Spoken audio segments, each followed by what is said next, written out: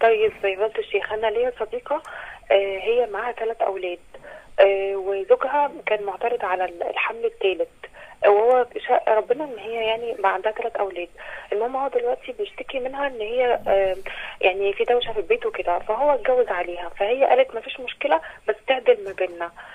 هو حاليا ما بيعدلش ما بينهم خالص، وحتى بيجي لها يوم في الاسبوع وساعه واحده وبيمشي، بيقول لها عشان انتي البيت عندك دوشه وانا مش يعني البيت دوشه. هل أولاده ولا أولادها من رجل ايوه آخر؟ اولاده.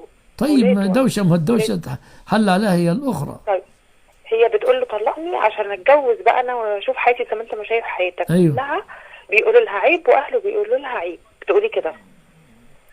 أنا مش فاهم، يعني هي الآن تريد الطلاق، من علشان حقها هي هو تطلق. ظالمها مش عادل ما بينهم. أيوه، من حقها تطلب الطلاق إذا كانت متضررة، طلاق للضرر. يبقى لكن حرام بقى تقول ان هي عايزه تطلق عشان تتجوز. لا، مش حرام، لكن الأفضل الصلح. طيب شكرا يا فندم. الله يكرمك.